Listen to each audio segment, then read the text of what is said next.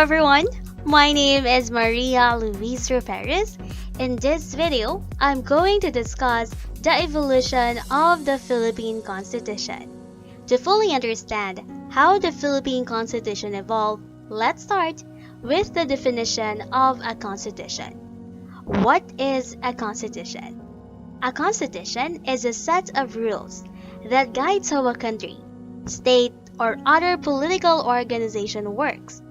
So this is like a rulebook for the government, and all rules stated in this rulebook must be followed by the government. This document also creates the branches, the powers, and responsibilities of the government.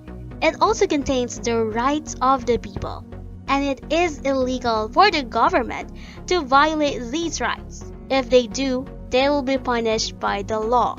The Constitution is also often known as the supreme law of the land. This means that it is the highest law in a country. The government cannot pass a law which goes against the Constitution. All laws must comply with the principles set out in a Constitution. Take note of this. No one, not even the president, can go against the Constitution. Here is a fun fact. Did you know that every February 2 is our Constitution Day? For those of you who are not aware of this, for every change in the Constitution, the President will release a proclamation to commemorate the date when the new charter will take effect.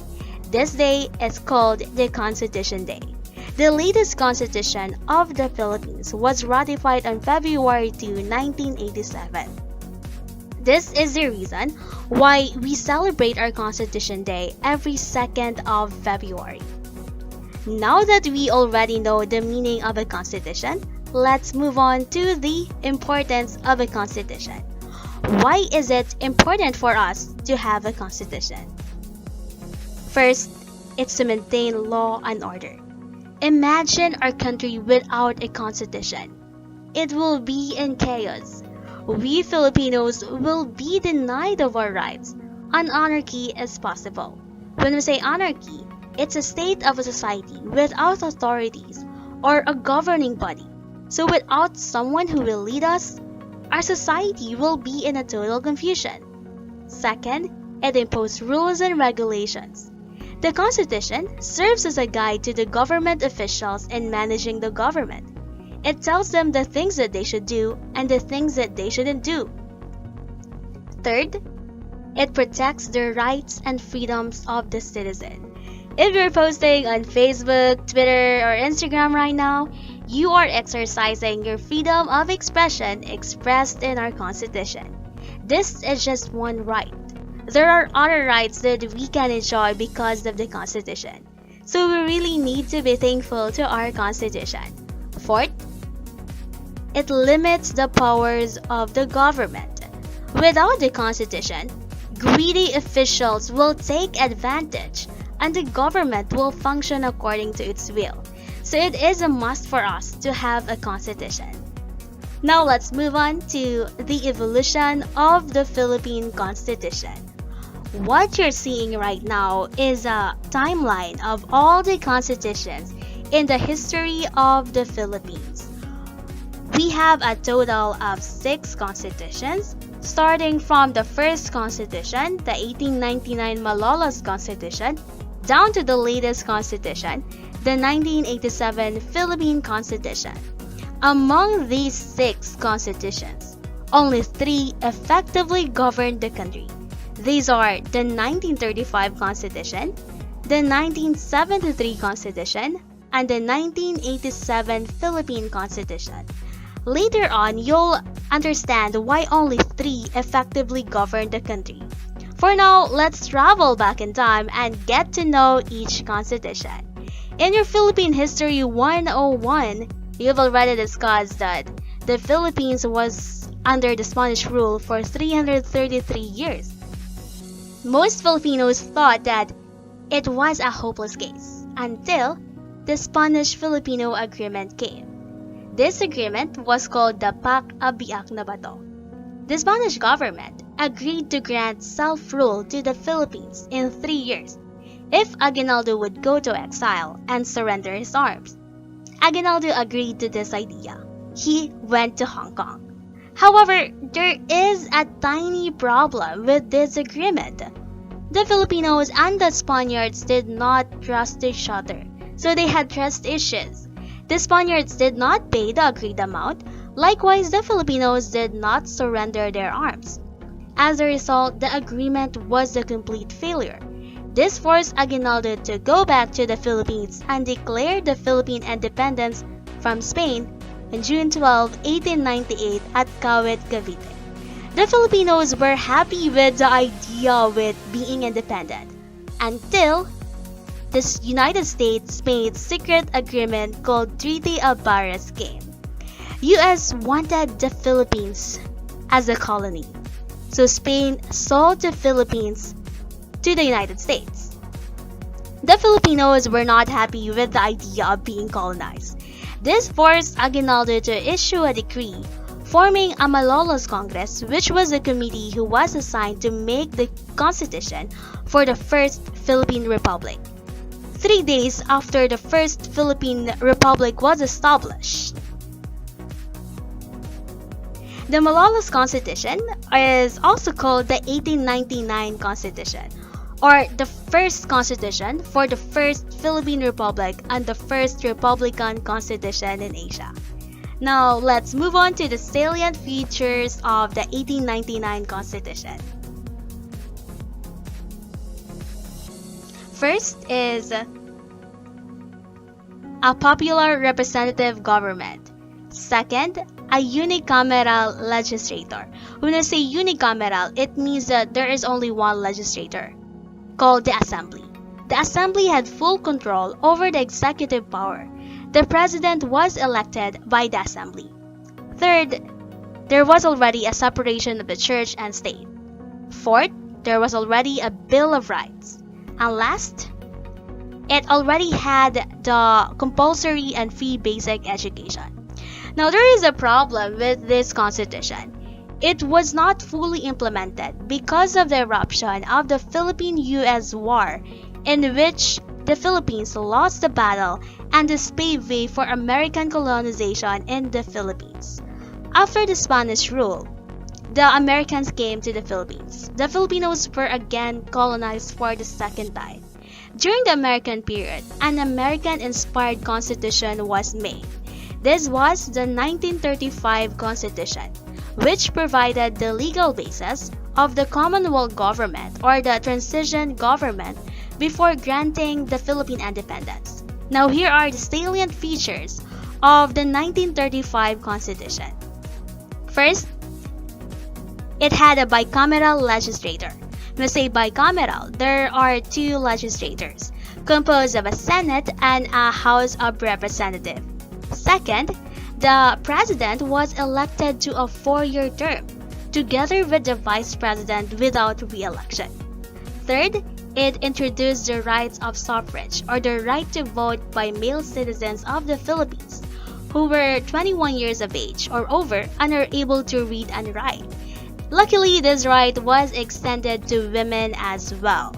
The 1935 Constitution was not the first constitution, but it was the first one to be fully implemented. However, the implementation was interrupted because of the Japanese occupation in the Philippines. During the American occupation in the Philippines, World War II broke out. The Japanese invaded the Philippines. For the third time, we were colonized again. After the Americans surrendered, the Japanese Republic was established, and a new constitution was ratified in 1934 by the Filipino collaborators who were called Kapisanan ng Paglilingkod ng Bagong Pilipinas, popularly known as the Kalibabi. This was now the 1943 Constitution, or the Constitution of the Japanese-sponsored Second Republic of the Philippines. Here are the salient features of the 1943 Constitution.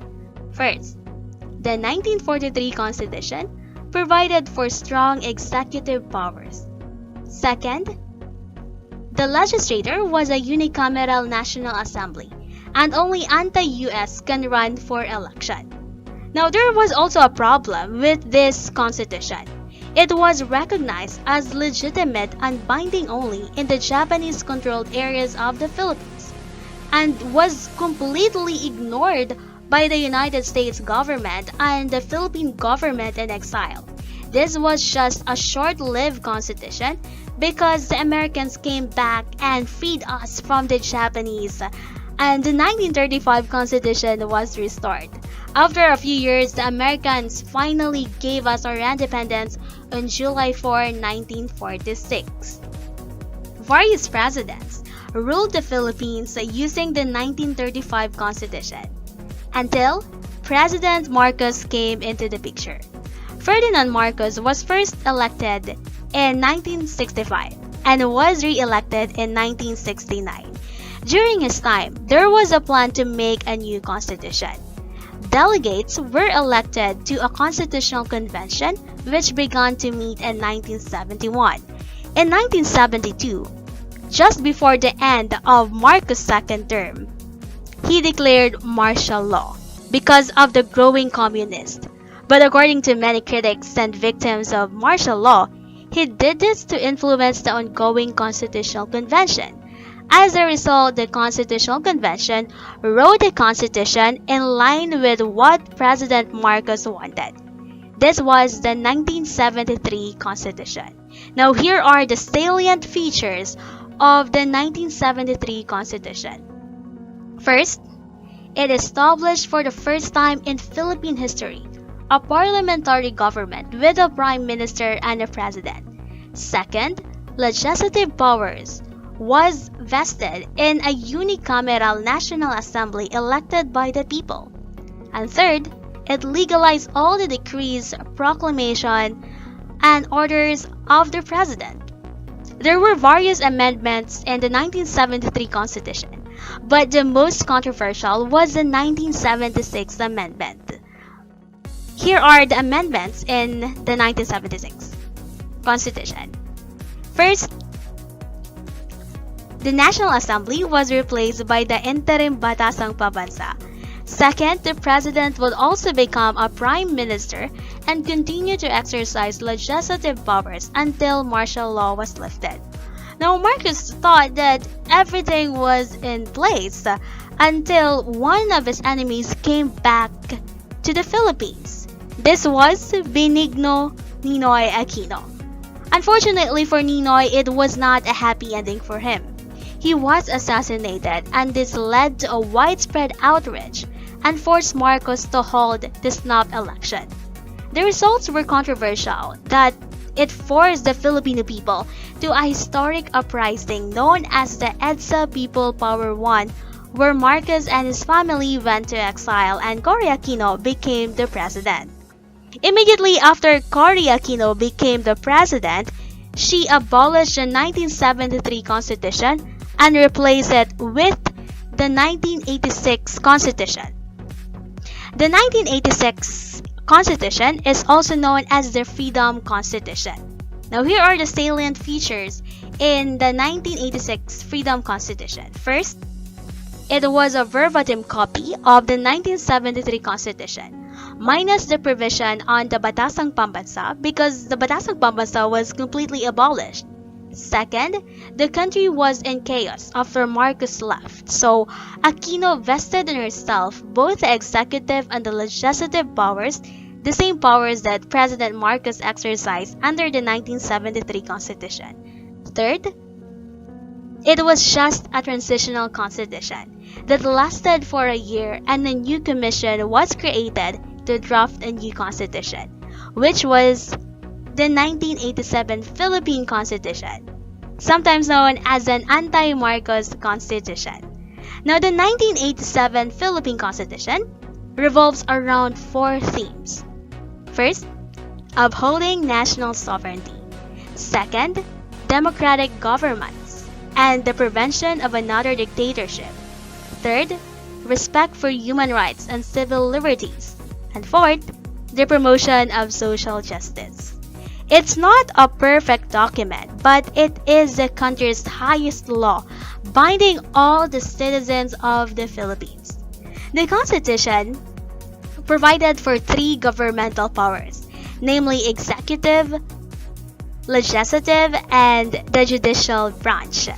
Now, these three work like a basketball game. In a basketball game, there are players, coaches, and of course, a referee. The executive is like a coach who leads the team. The legislative branch, since it is divided into two houses, they act as players of the game, trying to score points against each other. And the judicial branch is much like the referee of the game that helps settle disputes. They are there to clarify the rules and make sure that each side is acting fairly. The basketball game wouldn't be complete without the viewers. This is the same with the government. It would not operate without the people. The powers of these three branches are separated from one another. This is what we call separation of powers. It also has a system of check and balances. In this system, each branch has the power to check, to restrain, or to stop the actions by the other branches. This is to prevent any one of them from becoming too powerful. That would be the end of my presentation. Thank you for listening.